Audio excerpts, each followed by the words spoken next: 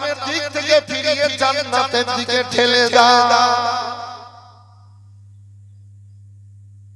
আল্লাহ আর একটা বলি, আল্লাহর দুনিয়াতে অনেক ব্যক্তি আছে যাকে আল্লাহ আইন মানেনি, অমান্য করেছে আল্লাহকে। জি একটাও কথা শুনি হাসর ময়দানে বিচার শুরু হবে।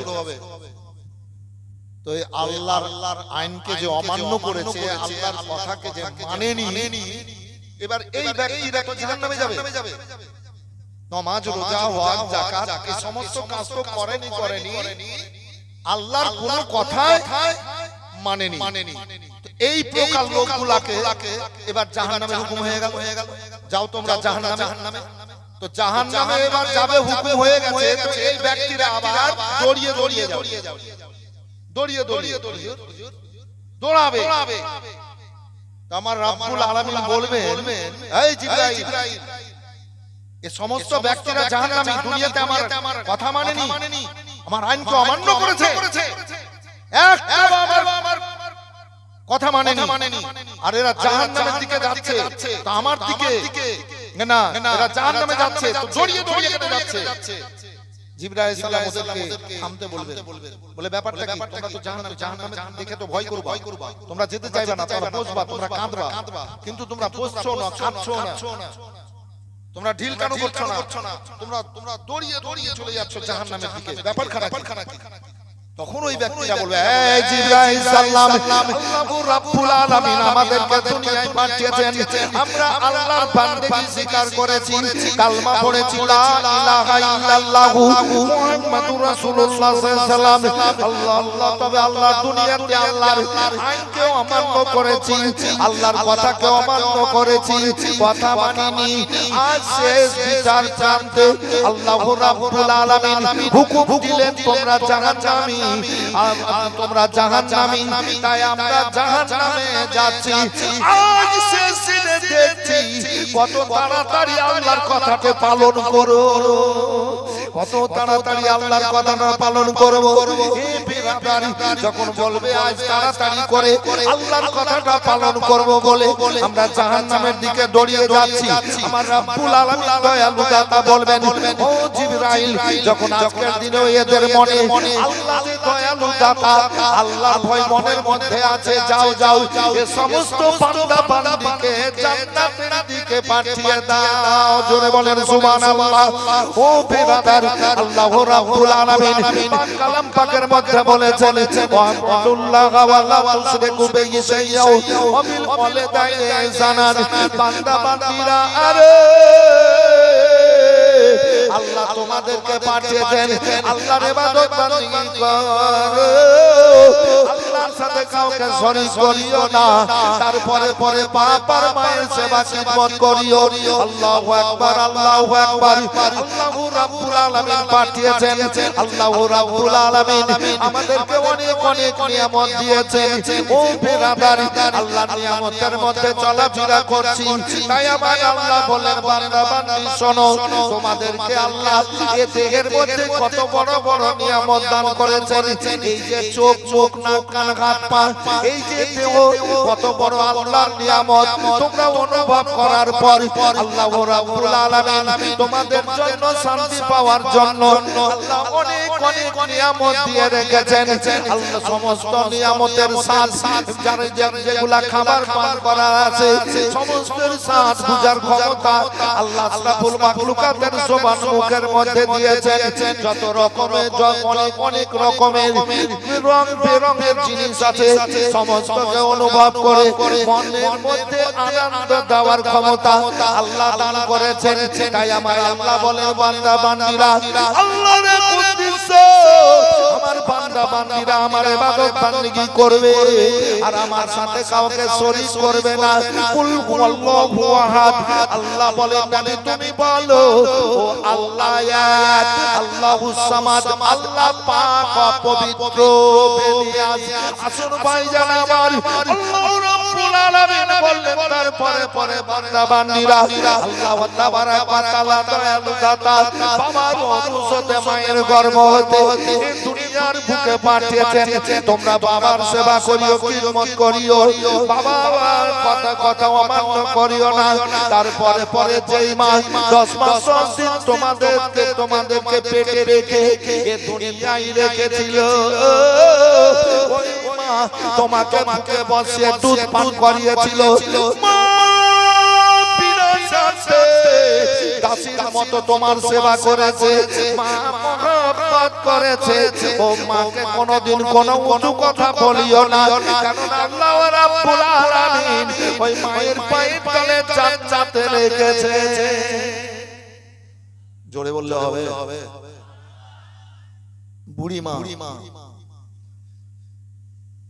90-92 বছর বয়স হবে আমার ঠিক আছে তো দুপুরে বলছি 1:45 সময় মা আমি খেলাম যাও খেয়ে নাও মা খেলাম গেল বাড়ি থেকে বেরিয়ে আসলাম তো মায়ের আমি কপালে হাত বুলাই যখন বাড়ি থেকে বেরিয়ে আসি মায়ের মাথায় হাত বুলিয়ে মায়ের পায়ের চুম্বন দিয়ে আসি এই সমস্ত কাজগুলো আমাদের করতে হবে কিন্তু আজ কজন আমরা মায়ের পায়ে চুম্বন দিই জি বাপের পায়ে চুম্বন দিই আমি গবেষণা করি অনুভব করি এই বর্তমান সময়ে মেয়েরা যে স্বামীর রোজগারে গরমে ভিতরে একটা অহংকার ভাব নিয়ে আসে স্বামী রোজগার অহংকার ভাব নিয়ে আসে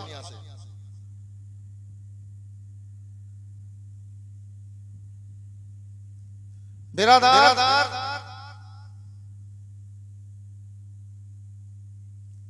এবার কিন্তু জুদা হওয়া একটা খেয়াল সব সমাজ জন্য রেখে ওই বাপ মায়ের কাছ থেকে তার স্বামীকে আলাদা করে নিল তার মানে কতটা অন্যায় করলো না এটা যে ওই ছেলেটা জান্নাত বাপ মায়ের তলে কতটা অন্যায় করলো বাপ মায়ের পায়ে চুম্বন দিত কপালে হাত বুলাতো তাকে আদর করে দুটো খাবার দিত এই মেয়েরা তো যেই বাড়িতে মেয়েরা মোল্লাহি করবে যাকে বলে মাতব্বরি করবে স্বামীর উপরে যে মেয়েরা স্বামীর কথার উপরে কিংবা স্বামীর সংসারে মাতব্বরি করবে ওই মেয়ের এবং ওই ছেলের জীবন তো বরবাদ হয়ে যাবে সংসারটাই বরবাদ হয়ে যাবে এই ছেলেরা কেউ নিজের স্ত্রীর কথাতে চলবে না বিবির মাতাব্বরিতে সংসার চালাইবো না নিজের মাতাব্বরিতে সংসারে বিবিকে ছেলে মেয়েকে পরিচালনা করিও কথা বুঝতে পারলেন অনেক দেখতে পাই আমরা সমাজে লোকে বলে আবে শালা মাগির ভাড়ুয়া হয়ে গেছে কথাটা সত্য না মিথ্যা বলছি ভাই একটু হ্যাঁ না বলেন না মাগির ভাড়ুয়া হয়ে গেছে মাগি যেটা বলছে ওইটা করছি আর এই রকম মেয়েরা বুঝলেন আর ছেলে মেয়েকে নিজের আয়ত্তে এনে এবার ছেলের বাপ মা ভাই বোন পরিবারের সঙ্গে দূর সম্পর্ক করাবে আর ওই মেয়েটা ওর বাপ মা খালা ফুফু ভাই বোনের সাথে সম্পর্কটা কাছে করাবে আমি তো পরিবেশের মানুষ এগুলো অনুভব করি খবরদার স্ত্রীর কথাতে বাপ মাকে কোনোদিন কষ্ট দেবেন না কারণ ছেলেদের জান্নাত মায়ের পায়ের তলে আর মেয়েদের জান্নাত স্বামীর পায়ের তলে কথাটা বলতে হয় সমাজে দিন একের পর দ্বিতীয় দিন যাচ্ছে সমাজ খারাপ হয়ে যাচ্ছে বাপ মায়ের সাথে ভালো সম্পর্ক রাখতে পারছে না মেয়েরা অনেক মেয়েরা, অনেক মেয়েরা। আর যারা সত্যি জান্নাতি মেয়ে, যদি কোনো কারণে আলাদাও হয়ে যায়, নিজের ছেলে মেয়ে স্বামীর চাইতেও আগে শ্বশুর শাশুড়ি তর্জমা করবে, শ্বশুর শাশুড়ি খেয়াল করবে। কেননা স্বামীর হক আদায় করতে হবে ওই মেয়েটাকে। হকটা কি? ওই বাচ্চাকে মা জন্ম দিয়ে আর বাপ মা জন্ম দিয়ে দিল আর বাপ রোজগার করলো আর রোজগার খেলো ওর মা, আর ওই বাচ্চা রক্ত মাংস খেয়ে আর দুধ, রক্ত থেকে দুধ হলো, মায়ের বুকে বসে বসে খেলো। বাপ মা না খেয়ে বাচ্চাকে লালন পালন করলো, কাপড় পরালো না খেয়ে, আত্মাটাকে খুশি করলো। এই বাপ মাকে যদি কেউ কষ্ট দেয়, তাহলে আল্লাহ খুশি হবে না নারাজ হবে? না নারাজ হবে। মায়েরা, আপনারা যাদের বিয়ে হয়েছে, শাশুড়ি শ্বশুরের সাথে খারাপ ব্যবহার করিয়েন না। আর আপনার স্বামীকে আবার বাপ মা থেকে দূরে করিয়ে দিয়েন না। মানে আফসোস যেন বাপ মায়ের কোনো দিনের জন্য ছেলের প্রতিও না আসে, পোষাপতি এবং আপনাদের প্রতিও যেন না আসে, দুঃখ না আসে, কষ্ট না আসে, শান্তি পাবেন না। জান্নাত তো দূরে থাক, জান্নাত তো সোজা জিনিস। আমি উপদেশমূলক কথা বাবা প্রত্যেক স্টেজে একটু করে বলি, এগুলা বলি না, দরকার আছে। মানুষ দিনের পর দিন খারাপ হয়ে যাচ্ছে। জ্বর যদি কেটে দেয় গাছের, ওখানে বলেছিলাম সেদিন, শিকড় যদি কেটে দেয় আর আতর গোলাপ পানিতে মিলিয়ে যদি গাছের গোড়াতে ঢালা যায়, তো গাছ বাঁচবে? হ্যাঁ, গাছ বাঁচবে না। আর গাছের জ্বর যদি ঠিক থাকে, শিকড় যদি ঠিক থাকে, যদি পানি নাও দেয়, গাছের যতই পাতা ছাড়েন আবার সুযোগ পেলে গাছ পাতা ছাড়বে নাকি বাবু? কথা সত্য বললাম না মিথ্যা বললাম মাই? তাহলে ঈমানদার হতে হবে, ঈমানের মধ্যে পূর্ণতা আনতে হবে, সৎ হতে হবে।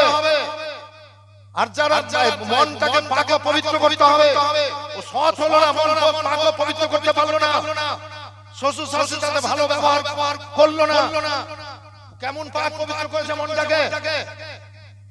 মাটির মানুষ হয়ে চলবে, পাক পবিত্র হয়ে যাবে। আমি একটা রিসেন্ট কথা বলি, নিজেরই কথা বলি। নিজের মধ্যে জুদা হয়ে একজন, ওর বাপ পরেশগার ভালো ব্যক্তি, একটা গাছের আম ভেঙে, অনেক বাগান আছে, তার মধ্যে একটা গাছের আম ভেঙে বাড়িতে।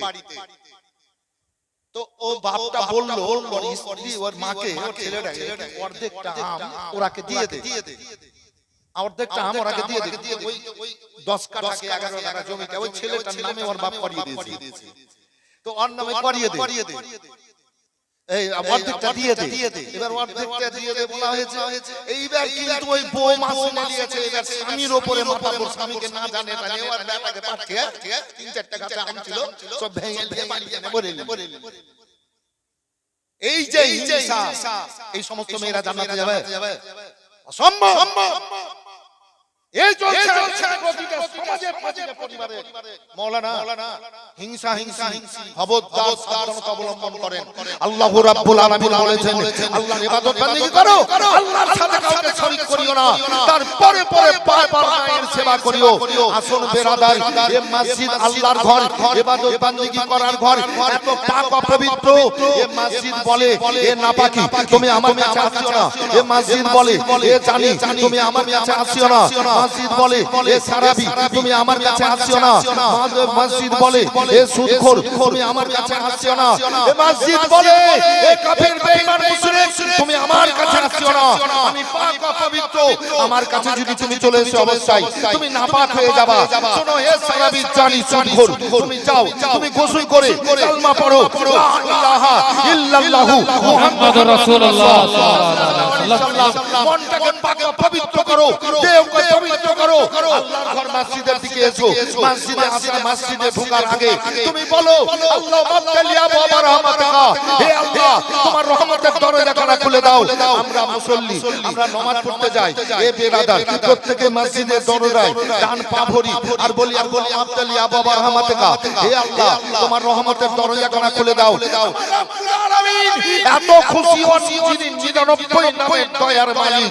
এ বেরাদার, যিনি 99 নামের দয়ার মালিক হয়ে এ সারা বিশ্বকে চালাচ্ছেন, তবে একটা নামের দয়াতে সৃষ্টি জগৎ চালাচ্ছেন।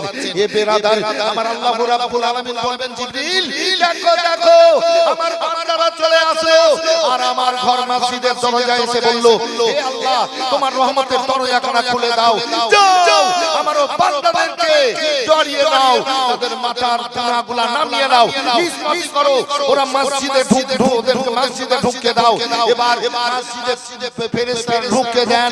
এবার মসজিদে যাওয়ার পর এবার দাঁড়িয়ে যায়।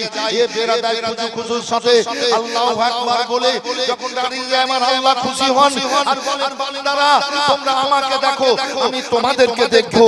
আল্লাহ কত বড় দয়ালু দাতা, বলে বান্দারা তোমরা আমাকে দেখো, আমি তোমাদেরকে দেখবো। এবার বান্দিরা তো যেতে পারে না, এবার বান্দারা যায় মসজিদে, বান্দিরা তো যেতে পারে না, মেয়েরা যেতে পারে না। এ বেরাদার, একজন মেয়ে সুফিয়া রাদিয়াল্লাহু তাআলা আনহা বলেন, আল্লাহর নবী গো, ছেলেরা মসজিদের দরজায় গিয়ে বলল, আল্লাহুম্মা তালিয়া বাবা রহমাতিকা, হে আল্লাহ তোমার রহমতের দরজাখানা খুলে দাও। এবার খুলে দেওয়া হলো, আল্লাহর ঘরে ঢুকে গেল। আল্লাহু আকবার বলল, আল্লাহ হাজির হল। আল্লাহ থেকে আল্লাহ বলেন, বান্দারা তোমরা আমাকে দেখো, আমি তোমাদেরকে দেখবো। ইয়া রাসূলুল্লাহ নবী গো, আমরা তো মসজিদে যেতে পারি না, তাহলে নেকিগুলা থেকে বঞ্চিত হয়ে গেলাম, নেকি থেকে আমরা বাদ পড়ে গেলাম। নেকিগুলা কোথায় হবে? আল্লাহর নবী আমার বলেন, শোনো শোনো জাতেরা শোনো, মসজিদে যেতে পারো না, জুমার নামাজে যেতে পারো না, আযান দেওয়া তোমাদের জন্য মানা আছে, ঈদ কুরবানির নামাজে যেতে পারো না, জামাত করতে পারো না, জানাজার নামাজে শরীক হতে পারো না। সমস্ত নেকিগুলো আল্লাহ রেখেছেন।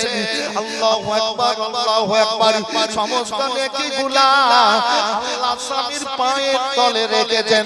তোমরা স্বামীর সেবা মন ভরা মহব্বতে করবা, সব নেকিগুলো আল্লাহ তোমাদেরকে তার মধ্যে দেবে।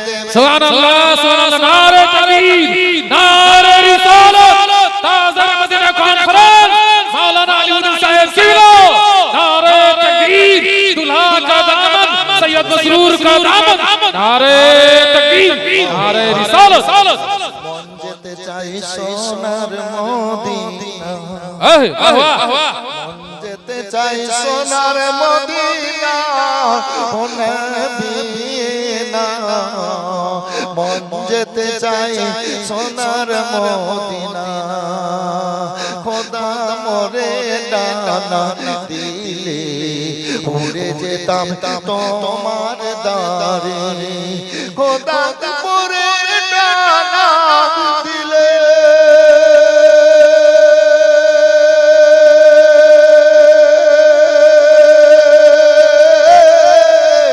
উড়ে যেতাম তোমার দারে। তাই বলে তো মনের বাসনা,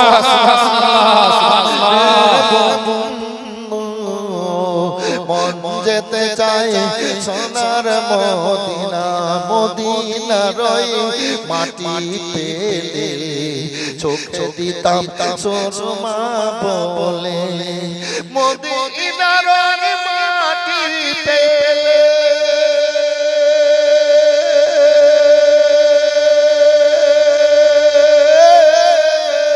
চোখে দিতাম সুরমা বলে, তাই বলে দিতাম মনে সান্তনা।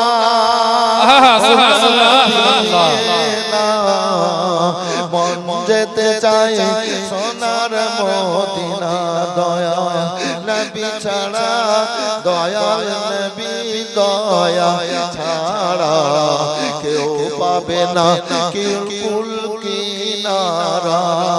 দয়া নবীর দয়া ছাড়া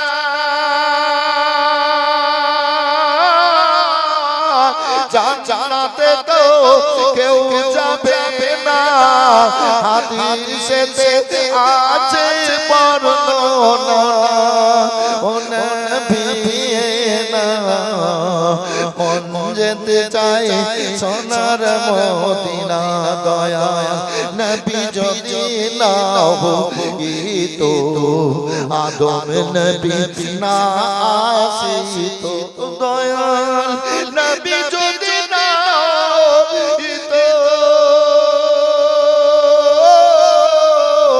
আদম নবী না আসিতো না হইতো জমিন ও আসমান বন্ধু মন যেতে চায় সোনার মদিনা ও আমার ভাইরা বাবারা শোন আল্লাহ রাব্বুল আলামিনের হাবিব 6 বছরে মারা গো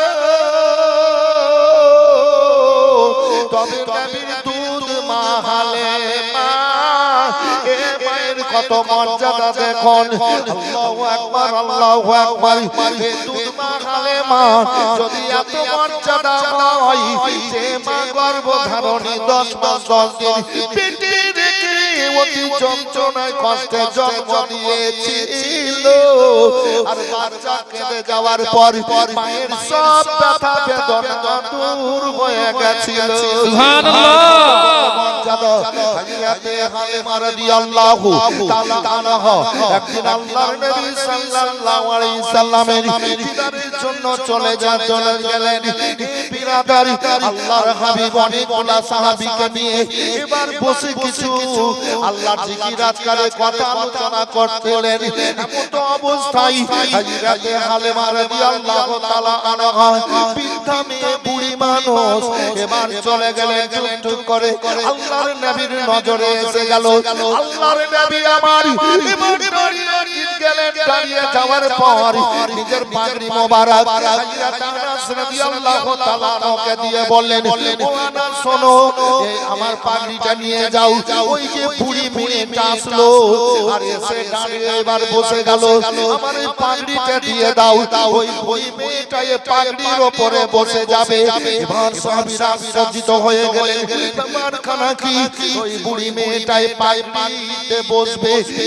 মেয়েটা এমন করবে আল্লাহু আকবার আল্লাহু আকবার আল্লাহর হাবিব সাল্লাল্লাহু আলাইহি ওয়াসাল্লামকে সাহাবীরা বলেন নবী আপনার পাগড়ি মোবারকের উপরে বসার কার এমন ক্ষমতা কার এমন পাওয়ার আপনি দিলেন পাগড়িটাতে বসার জন্য এই মেয়েটাকে আমরা বুঝতে পারলাম না আল্লাহর নবী আমার বলেন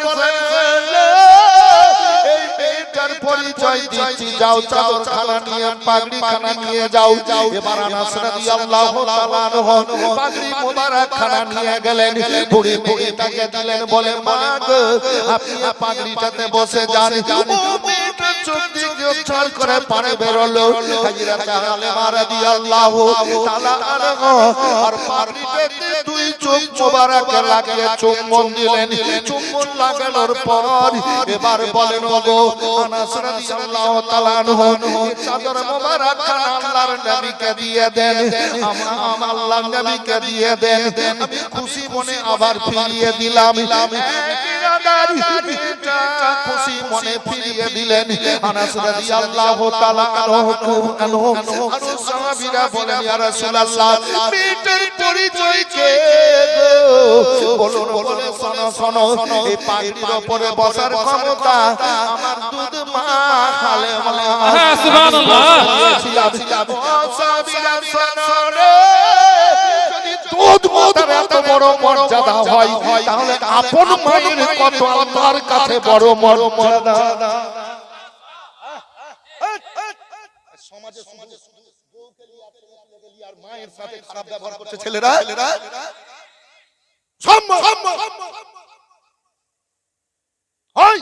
আর বলে আমি ইমানদার আমি জান্নাতে যাব আল্লাহ বলেছেন যা করিও তা বলিও যা করবে না তা করবে না করি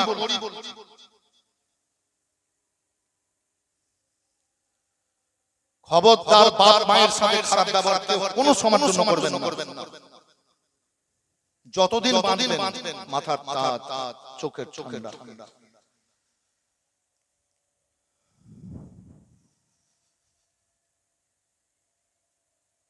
মেয়েরা শাশুড়িকে যদি উঁচু কথা বলো তাহলে কি হয় ঘটনা বলে দিই।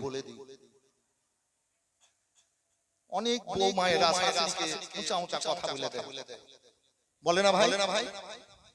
দুঃখ লাগা কথা বলে দেয়, শ্বশুর বলে দেয় গো কিছু কিছু টাটকা মেয়েরা, হ্যাঁ ঝগড়া লাগবে যে বউ মায়েরা ঝগড়া করতে শ্বশুরের সাথে একটা লাঠি দিয়ে থাকবে না, ভেঙে দিবে।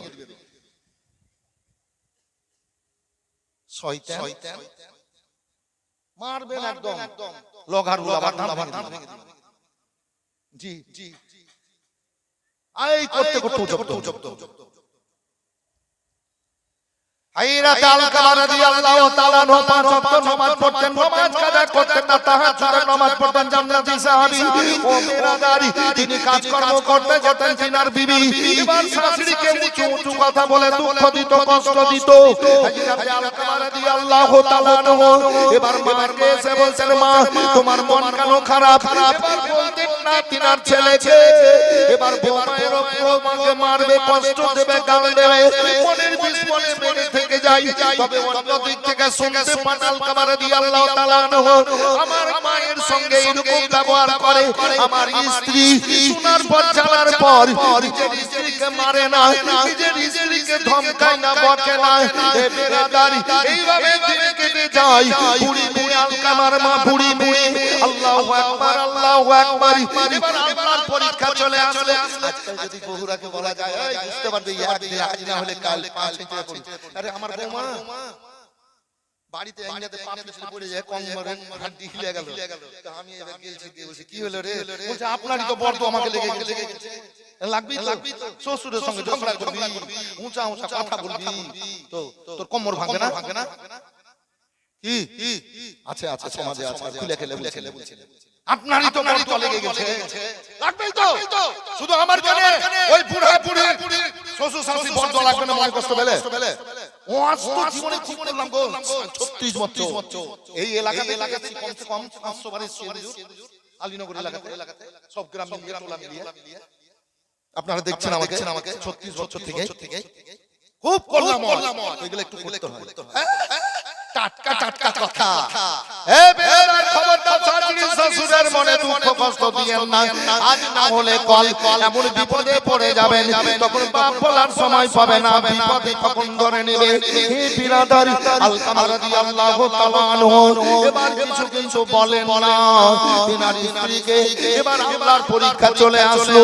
আল-কামার রাদিয়াল্লাহু তাআলা এবার মুখ ভরে ঘা, এবার শরীরে ঘা, চরম যন্ত্রণায়, চরম কষ্ট। এবার ছটফট করেন, নামাজ পড়তে পারছেন না। এ বেরাদার মসজিদে যেতে পারছেন না, 5 ওয়াক্ত নামাজ ছুটে গেল, তাহাজ্জুদের নামাজ ছুটে গেল। এবার কিন্তু মুখ দিয়ে কালেমা বের হচ্ছে না, আল্লাহর নামটাও বের হচ্ছে না। এমন হয়ে গেল যে এবার খাবারও খেতে পারছে না। এই খবরদার মেয়েরা চলো, তোমরা মেয়েরা শাশুড়ির সাথে যদি খারাপ ব্যবহার করো তাহলে তোমাদের স্বামীদের ভবিষ্যতে এরকম হবে। হুজুর পানিও খেতে করতে পারে না। আল্লাহু আকবার আল্লাহু আকবার। এই অবস্থায় এবার ও আল-কামার রাদিয়াল্লাহু তাআলা আনহু এবার মারা যাবেন, ছটফট করছেন। এবার আল-কামার বিবি আল্লাহর নবীর কাছে গেল, যাওয়ার পরে বলে ইয়া রাসূলুল্লাহ, আল্লাহর নবী গো আমার স্বামী এরকম বিপদে পড়েছে, আপনি একটু দোয়া করেন। ইয়া রাসূলুল্লাহ আপনি দোয়া করেন আমার স্বামী যেন ভালো হয়। হয়েছে নবী আমার নবীকে বলেন ইয়া রাসূলুল্লাহ মুখ দিয়ে কালেমা বের হয় না, নামাজ পড়তে পারে না, জিকির মুমাজকার করতে পারে না, আল্লাহর নামটাও বের হয় না, আমার স্বামী কিছু খেতে পারে না, ছটফট করছে, মনে হয় বাঁচবে না, মরে যাবে, একটু দোয়া করুন। নবী আমার বললেন শোনো ও আল-কামার বিবি, তোমার শাশুড়ি কি বেঁচে আছে? বলে হ্যাঁ ইয়া রাসূলুল্লাহ আমার শাশুড়ি বেঁচে আছে। বলে তুমি বসো। গায়েবের সংবাদদাতা নবী আমার বেলালকে বললেন বেলাল শোনো যাও। ও যাওয়ার পর আল-কামার মাকে ডেকে আনো। এবার নবী পাঠালেন, বেলাল রাদিয়াল্লাহু তাআলা গেলেন, আল্লাহর নবী ডেকেছেন চলুন। বলে আমি যেতে পারবো না, বুড়ি মেয়ে খুব কষ্টে আছি। আল্লাহর নবীর কাছে এসে বললেন ইয়া রাসূলুল্লাহ ও আলকামার বাঁচতে পারবে না, খুব কষ্টে আছে, হাঁটতে পারবে না। আল্লাহর নবী বললেন যাও তাকে বলো, সে আসবে, যদি না আসে আমি তার কাছে যাব।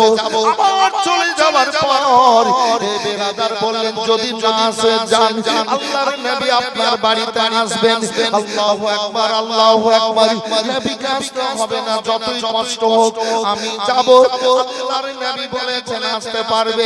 নবী দোয়া করেছেন। বুড়ি মেয়েটা লাঠি নিয়ে আস্তে আস্তে করে হাঁটতে হাঁটতে চলে গেলেন। আল্লাহু আকবার, আল্লাহু আকবার।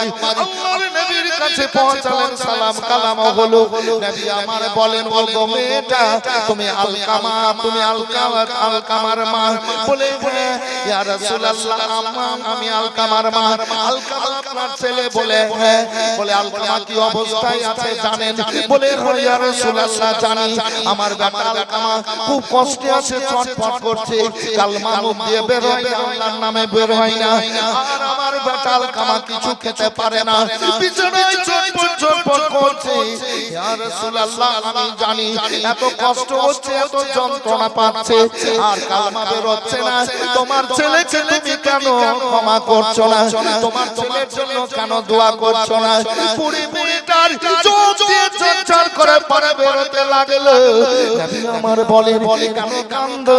ইয়া রাসূলুল্লাহ নবী, আমার বৌমা আমাকে এত উঁচা উঁচা কথা বলতো, আমাকে গাল দিত, কঠিন যন্ত্রণা দিত। ইয়া রাসূলুল্লাহ এ বৌমায়ের গালে পরনে আমার কলেজায় ঘা হয়ে গেছে, ফেটে গেছে গো ইয়া রাসূলুল্লাহ।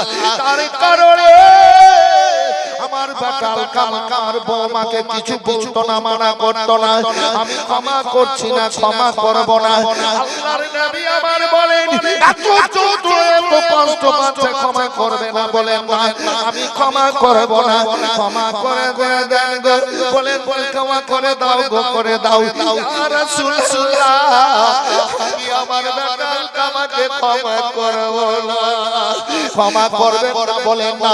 বলে ঠিক আছে ও বেলাল, কয়েকজন সাহাবীকে নিয়ে কিছুটা শুকনো লকড়ি জমা করো, লকড়ি জমা করো।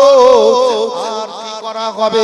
বলে শোনো, আলকামাকে নিয়ে আসবা, আর লকড়িগুলোতে আগুন লাগাবা। দাও দাও করে যখন আগুন জ্বলবে, তখন আলকামাকে আগুনে ফেলে পুড়িয়ে মেরে ফেলবা। আল্লাহর নবী গো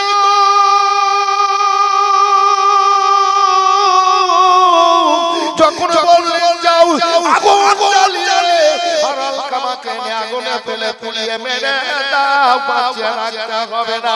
আলকামার মা গো কথাটা শুনে আল্লাহর নবীর পায়ের কাছে গিয়ে কদম ধরে কাঁদতে লাগলেন। নবী গো আমার বেটা আলকামাকে ক্ষমা করে দিলাম, আমার বেটা আলকামাকে আগুনে পুড়াইয়ে নিন। সুবহানাল্লাহ, সুবহানাল্লাহ। আরে ছেলেরা যদি মায়ের সাথে বাপের সাথে খারাপ ব্যবহার করে আল্লাহ খুশি হবে না নারাজ? এই এলাকার মানুষ বাপ মাকে মানেন, মায়ের সেবা করেন, আমি জানি। এবং এই এলাকায় আমি বারবার আসি, হুজুর আমাকে ডাকেন। হুজুরের জবানে আল্লাহ সুন্দর বরকত দিয়েছেন, সাইকেল হাদিসে আছে, এত ইলম দিয়েছেন, হাদিসগুলো পড়ছিলেন আমার জান ভরে যাচ্ছিল। আল্লাহ আরো তাকত দেখ, হিম্মত দেখ, জবানে বরকত দেখ, বলেন আল্লাহুম্মা আমিন। যোগ্য ইমাম। আমার বলার উদ্দেশ্য এটাই যে সেই দিন আমি ওইখানে জলসায় এসেছিলাম, রোজার পরে না? আপনারা এনেছিলেন না বাবু? গতবার এখানে এনেছিলেন, আর এই যে ঈদের পরে এনেছিলেন ওই জায়গাটায়, এত সুন্দর মজলিস, সত্যি আমার জান ভরে গেছিল মজলিসটা দেখে। এলাকায় অনেক জলসা করলাম, কিন্তু সেই দিনকার মজলিসটা পাবলিকের মন এত উজ্জ্বল হয়ে গেছিল যে মনে হচ্ছে যত বলবে তত সুন্দর। কিন্তু আজকের মজলিসটা তো এরকম হয়ে গেছে।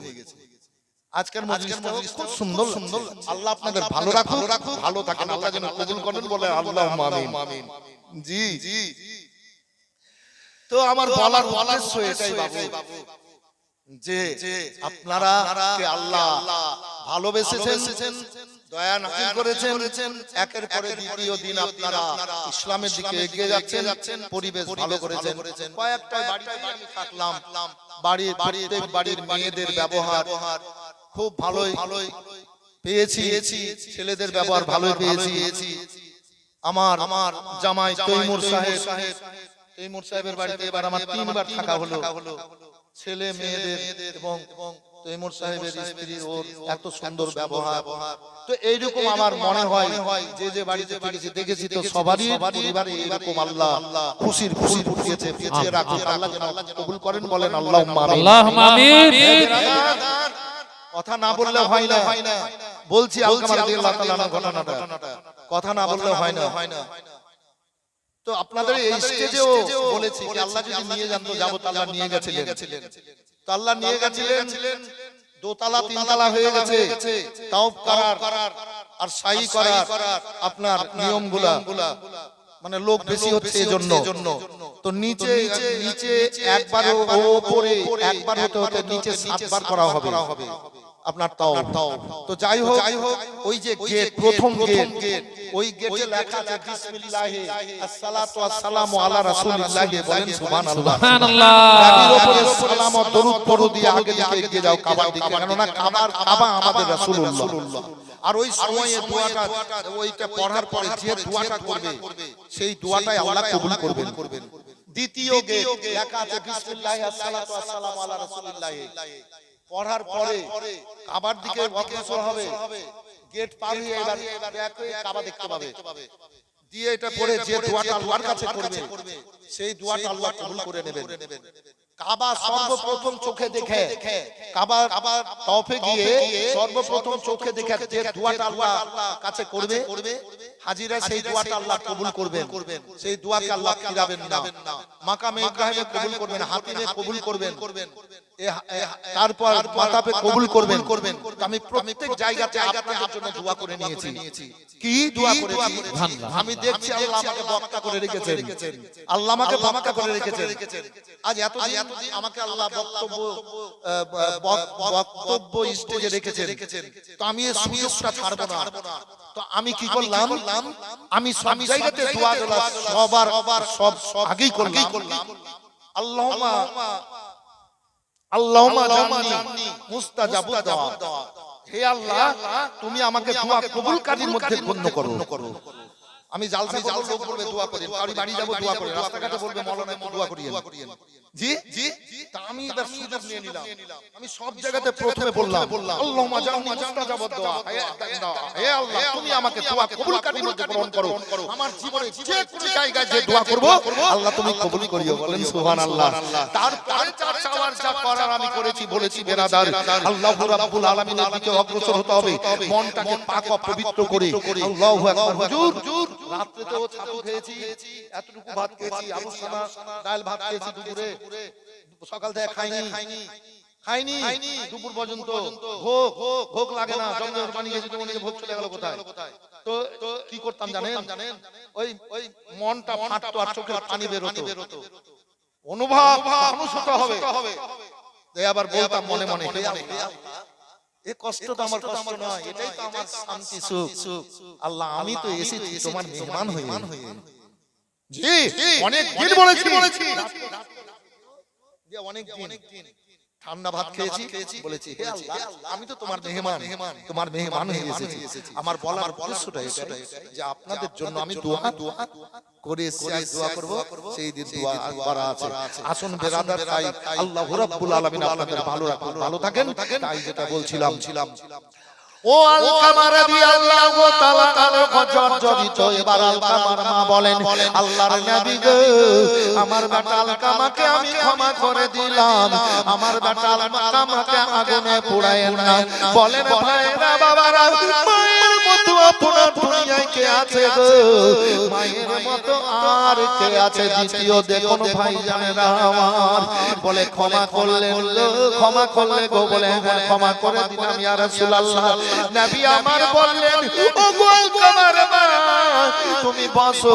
বসার পর আলকামার বিবিকে বললেন যাও তোমার বাড়ি যাও, তোমার স্বামীর অবস্থা কেমন দেখো।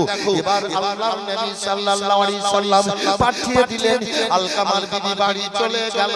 যাওয়ার পর দেখছে আলকামা ছটপট করছে না, আলকামার কষ্ট দূর হয়ে গেছে, আর আলকামার মুখ দিয়ে কালমা বের হচ্ছে। সুবহানাল্লাহ, সুবহানাল্লাহ।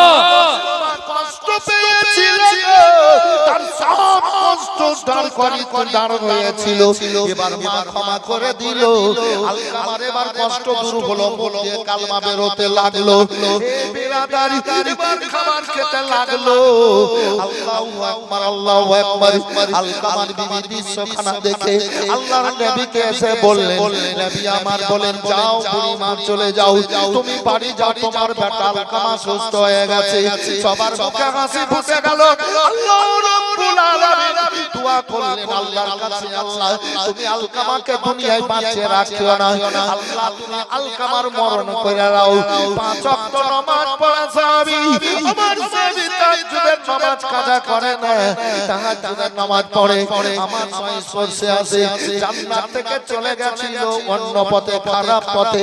আল্লাহ গো মা ক্ষমা করেছে, আবার জান্নাতি হয়ে গেছে, তুমি আল্লাহ তার মরণ করিয়ে দাও। আলকামা রাদিয়াল্লাহু তাআলা আনহুর পরে মরণ হয়ে গেল। হে বিরাদারি, গোসল হলো, জানাজার নামাজ আল্লাহর নবী সাল্লাল্লাহু আলাইহি সাল্লাম এবার পড়ালেন, আর ওই সাহাবীর এবার জান্নাতুল বাকিতে দফন হয়ে গেল। বলেন সুবহানাল্লাহ। তাই বলার উদ্দেশ্য আমার এটাই, বউয়েরা শাশুড়ি শ্বশুরকে কোনো সময় উঁচু কথা বলবেন না, যত পারবেন সেবা করবেন। ছেলেরা বাপ মায়ের সাথে সৎ ব্যবহার করবেন, খারাপ ব্যবহার কোনো সময়ের জন্য করবেন না। আসুন তাই মসজিদ আল্লাহর ঘর, আল্লাহর ঘরে এবার চলে গেলেন। এবার চলে গেলেন গুনাহ নিয়ে, গুনাহ বেগুনাহ হয়ে এবার মসজিদ থেকে বেরিয়ে আসলেন। আল্লাহু আকবার, আল্লাহু আকবার। হাজিরা হজ করার জন্য যায় কাবাতে। এবার যাওয়ার পর এবার সাদা কাপড় ইহরাম বেঁধে নেয়। যারা মক্কায় যায় তারা আপনার কি বলে যেন আপনার দমদমে ইহরাম পরে নাই, মানে ইহরাম পরে নাই, মানে কাফন পরে নাই দুইখানা, একখানা চাদর একখানা তহবল, দুইখানা কাপড়। যদি যেটাই যায় তাহলে পরে নিতে হয় এখানে, কেননা ইরামলাম পাহাড় কোথায় আছে জাহাজ থেকে বোঝা যাবে না, ওই মানে পার হয়ে যেতে পারে মিটার, তাই এখানে পরে নিতে হয়। আর মদিনায় যদি যায় তাহলে সেখানে যেতে কিন্তু আপনার ইহরাম পড়তে হয় না। মদিনায় 7 দিন থাকার 9 দিন থাকার পর 40 ওয়াক্ত নামাজ পড়ে যখন মদিনা থেকে মক্কার দিকে আসবে, রাস্তার মধ্যে একটা জায়গা, সেই জায়গাতে আপনার ইহরাম পড়ে এবার কাবার দিকে আসতে হবে। মানে দুনিয়ায় মানুষ গো চিন্তা থাকতে একদিন মরে যায়, যখন ইহরাম বেঁধে খোদার ঘর তাওফের দিকে যায়, এবার আল্লাহর ঘরের দিকে গেল। এই বিরাদারি এবার দোয়া দরুদ যা আছে পড়লো, এবার কাবা শুরু করলো। রুকনে ইয়ামানি হাজরে আসওয়াদের ওই জায়গায় বিসমিল্লাহ আল্লাহু আকবার ওয়ালিল্লাহিল হামদ বলে এবার চুম্বন দিয়ে এবার শুরু করে দিল। এক পাক হয়ে গেল। এবার বলবে রব্বানা আতিনা ফিদ দুনিয়া হাসানাতাও ওয়া ফিল আখিরাতি হাসানাতাও ওয়া কিনা আযাবান নার ওয়াদখিলনাল জান্নাতা মাল আবরার ইয়া আজিজ ইয়া গাফফার ইয়া রাব্বাল আলামিন। আবার বলবে বিসমিল্লাহ আল্লাহু আকবার ওয়ালিল্লাহিল হামদ বলে চুম্বন দিবে, 7খানা চুম্বন দিবে, নিষ্পাপী হয়ে যাবে, তার শরীরে একটাও গুনাহ থাকবে না, দোয়া কবুল হবে। এ বিরাদার গুনাহ থাকবে না। এবার কাবা তওয়াফ করে যদি মদিনা না যায়, যদি বাড়ি চলে আসে, ইমাম মক্কা থেকে আবার ফিরে চলে আসে, নবী আমার বললেন সে জালিম হয়ে গেল, নিজের আত্মার উপরে জুলুম করলো, সে জান্নাত পেল না, সে জান্নাতি হলো না। খোদার ঘর তওয়াফ করে সে নিষ্পাপী হলো কিন্তু জান্নাতি হলো না। তবে চলো খোদার ঘর তওয়াফ করো, কিংবা না করো আগে হোক পেছে হোক, তোমরা যখন আমার মদিনাতে চলে আসবা, আমার মদিনাতে এসে যখন মায়া মোহাম্মদ প্রেম ভালোবাসায় এবার বলবা আসসালামু আলাইকা ইয়া রাসূলুল্লাহ, যখন নবীর প্রতি তুমি সালাম পৌঁছাবা, উম্মতিরা শোনো, মান সারা কবরি ওয়াজিবাত সাফাতি, নবীর জন্য ওয়াজিব হয়ে গেল ওই উম্মতিদের সাফাত করে আমি জান্নাতে নিয়ে যাব। বলেন সুবহানাল্লাহ। সারা দুনিয়া কিয়ামত পর্যন্ত গরিবেরা আসতে পারবে না, এ কাবা তো আসতে পারবে না, নিষ্পাপী হবে, এ নিষ্পাপী হয়ে যাবে, কিন্তু তো জান্নাতি হলো না। এবার আপনার রওজাতে আসবে, এবার ওয়াজিব হয়ে যাবে জান্নাত, ওয়াজিব হয়ে যাবে জান্নাত আপনার জন্য। ইয়া রাসূলুল্লাহ, গরিবেরা তো আসতে পারবে না, নবী আমার বলেন শোনো, কিয়ামত পর্যন্ত সারা দুনিয়ার আমার উম্মতিরা যে কোনো জায়গা থেকে আল্লাহর প্রেম ও মহব্বতে ডুবে ইয়া নবী সালাম আলাইকা বলে, আসসালামু আলাইকা ইয়া রাসূলুল্লাহ বলে, তাদের কেমন সাফাত করে নবী মুহাম্মদ রাসূলুল্লাহ জান্নাতে দিয়ে। সুবহানাল্লাহ, নারে তাকবীর, নারে রিসালাত, সাদর মদিনা কনফারেন্স, নারে তাকবীর, সৈয়দ মসিউর আহমদ কাফি কা দামাত, নারে তাকবীর, নারে রিসালাত। আমার রাব্বুল আলামিন দিয়েছেন কানায় আমরা নিব না মদিনা। আহা, আল্লাহ নবী সাল্লাল্লাহু আলাইহি ওয়াসাল্লাম যখন মক্কা ছেড়ে মদিনা চললেন, অনেক ঘটনা আছে, জীবনী তো অনেক বলি, 5 দিন 7 দিনও জীবনী করেছে এই এলাকাতে, শুনেছেন, কিন্তু জীবনী নাই, কিছু কেটে কেটে বলবো, একটা সামনে উদ্দেশ্য আছে। তো নবী যখন মক্কা থেকে মদিনা গেলেন, প্রথম মসজিদ তৈরি হলো মসজিদে কুবা। হাজিরা জেনে গেছে, এই হাজী সাহেব এখানে আছেন তো? হাজী সাহেব কই? এই তো মসজিদে কুবা, মসজিদে কুবা। নবী যখন মক্কা ছেড়ে মদিনা গেলেন, সর্বপ্রথম মসজিদে একটা লাঠি তুলে দিয়ে তৈরি করেছিলেন মসজিদে কুবা। এ বেরাদার, দ্বিতীয় মসজিদ হলো মসজিদে জুমা, তৃতীয় মসজিদ হলো মসজিদে নববী, তৃতীয় মসজিদ নবী পাক সাল্লাল্লাহু আলাইহি ওয়াসাল্লাম মদিনা গিয়ে মসজিদ। তো নবী গিয়ে আবু আইয়ুব আনসারী রাদিয়াল্লাহু তাআলা আনহুর বাড়িতে আছে। তো নবী বলেন আবু বকর ওমর শোনো, বলে কি লাব্বাইক ইয়া রাসূলুল্লাহ, বলে ওই জায়গাটা যদি হতো তাহলে আমি একটা মসজিদ তৈরি করতাম, মসজিদ তৈরি করতাম, কিন্তু জায়গাটা হলো তুই এতিম, এখানে জায়গার কি অভাব আছে নাকি? জায়গার কি অভাব আছে? না, এখানে জায়গার অভাব আছে, গ্রামে এলাকায় জায়গার অভাব আছে, কিন্তু এই জায়গাটাতে মসজিদ কি বাবু, ঠিক না? তো জায়গার তো অভাব নেই, সব দিকে তো জমিন আল্লাহ।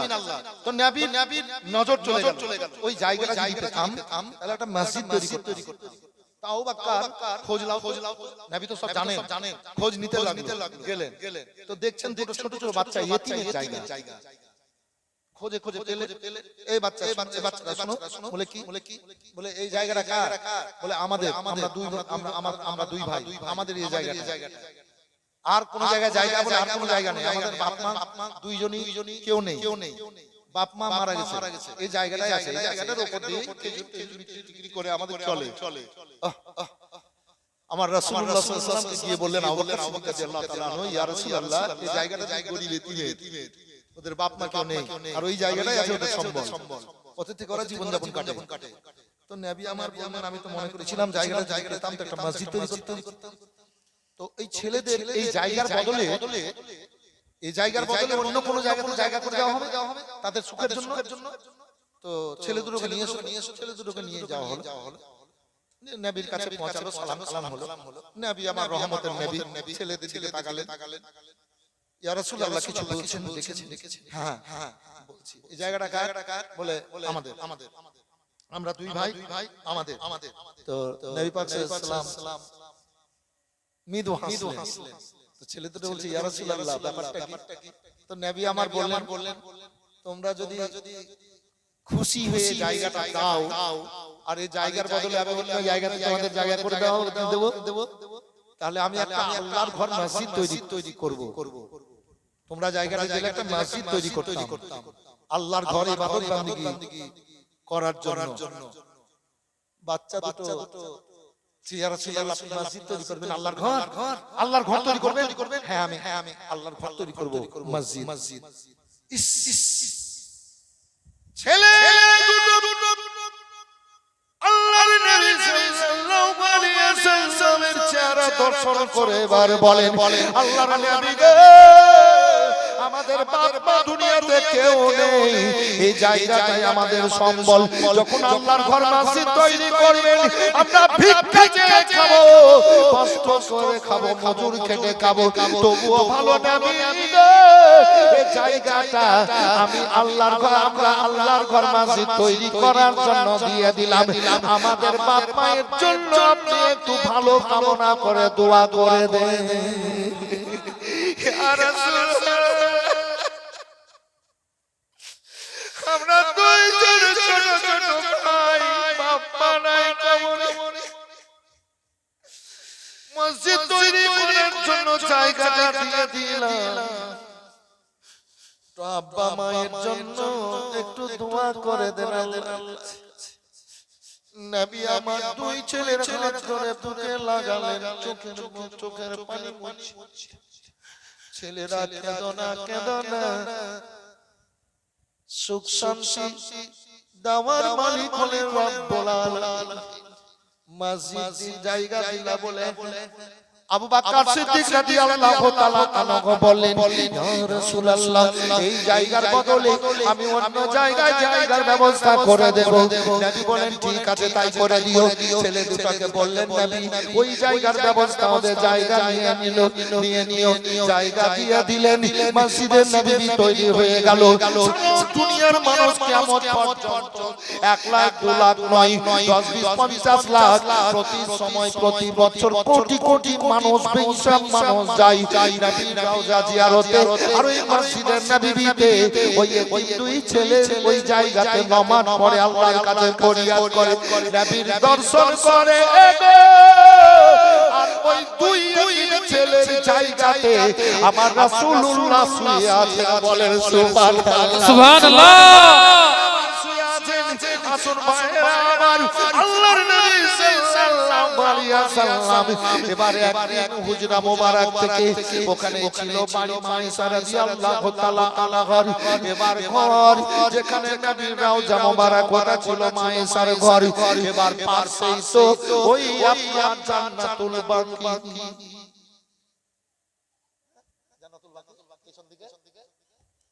জান্নাতুল বাকি ময়দান, সেই সময় তো ফাঁকা। এগুলো আপনাদের জানা না, জানতে হবে, আমাদের যারাই তো জানেন বলেই আনলেন। এবার পূর্ব দিকে ফাঁকা ময়দান এখনো আছে, তারপরে ফাঁকা রোড, একতলা দোতলা সবতলা। তো নবী আমার ওই জায়গাটায় গোটা জান্নাতুল বাকি যে 10,000 জান্নাতি সাহাবী আছেন, আরো তো তখন হচ্ছে নবী ঘুরে এসে মসজিদে নববীতে বসে আছেন। তো সাহাবীরা যাচ্ছেন, সালাম দিচ্ছেন, হচ্ছে কথাবার্তা বলে চলে আসছেন। হযরত ওসমান গনি যুন্নুরাইন রাদিয়াল্লাহু তাআলা বলছেন, ইয়া রাসূলুল্লাহ, আপনার মনটা যেন কেমন কেমন মনে হচ্ছে, বলেন সুবহানাল্লাহ। হাত উঠে বলেন, ইয়া রাসূলুল্লাহ, মনটা যেন কেমন কেমন লাগছে। তো নবী আমার বললেন, হ্যাঁ। বলে কি? বলে ওসমান, এই জায়গাটা যদি পেতাম একটা কাজ করতাম। বলে কি? বলে একটা কবরস্থান করতাম। কবরস্থান যেখানে জান্নাতে 10,000 জান্নাতি সাহাবী আছে, আরো হচ্ছে কবর মোবারক। তো করতাম। ঠিক আছে হুজুর, আপনি ভেবেছেন, আল্লাহ কবুল করে নিয়েছেন, সুবহানাল্লাহ বলে দেন। আল্লাহ রাব্বুল আলামিনের হাবিব সাল্লাল্লাহু আলাইহি সাল্লাম মনে মনে ভাবেন, আমার আল্লাহ কবুল করে নেন, আমার আল্লাহ কবুল করে নেন। ইয়া রাসূলুল্লাহ, নবী গো, আপনি মনে মনে ভাবেন আল্লাহ রাব্বুল আলামিন কবুল করে নেন। এবার ওই মজলিস শেষ হলো। ওসমান গনি যুন্নুরাইন রাদিয়াল্লাহু তাআলা আনহু এবার নবীর কাছ থেকে শুনে নিয়েছেন এই কথাটাই, আর কি হবে কোনো কথাবার্তা নাই। ওসমান গনি যুন্নুরাইন রাদিয়াল্লাহু তাআলা আনহু এবার ঘুরতে ফিরতে যে লোকগুলার জায়গাগুলা, ওই জায়গাগুলা নিজের হাতে কিনে নিয়ে এবার দলিল আমার রাসূলুল্লাহর সামনে এনে হাজির করে দিলেন, বলেন সুবহানাল্লাহ, সুবহানাল্লাহ। কি জায়গাটা হলে ভালো হতো, একটা কবরস্থান করতাম। হযরত ওসমান গনি যুন্নুরাইন রাদিয়াল্লাহু তাআলা এবার চুপ করে নবীকে না জানিয়ে গেলেন আর জায়গাগুলো কিনে নিয়ে দলিল মানে কাগজ তখন লেখাপড়া কাগজ এনে নবীর সামনে দিলেন। নবী পাক সাল্লাল্লাহু ওসমান গনিকে জড়িয়ে ধরলেন। ওই জায়গাতে ওসমান গনি শুয়ে আছেন ভাইজান আমার। তাই বলি ও মসজিদে নববীর পাশে এই মসজিদে নববী একেবারে পিতল দিয়ে সোনা দিয়ে আপনার বাঁধা আছে। আপনার প্রতিটা খাম্বা সোনা দিয়ে পিতল দিয়ে বাঁধা আছে। দরজাগুলো সোনা দিয়ে পিতল দিয়ে বাঁধা আছে। ঠিক আছে না? প্রত্যেকটা খাম্বা পিতল দিয়ে চকচক করছে, পিতল দিয়ে বাঁধা আছে। যদি এলাকার মধ্যে কালিয়াচক এলাকায় যদি একটা পিতলের গেট হয়ে যায়, কি পিতলের একটা গেট হয়ে যায়, তা আপনারা খুশি হবেন না কষ্ট পাবেন বলেন তো ভাই? একটু জোরে বলেন। 1 কেজি পিতলের দাম 1000, 5 কেজি একজন ভাই আমার প্রথম মুখ দিয়ে বের করলাম, 5 কেজি একজন 5000।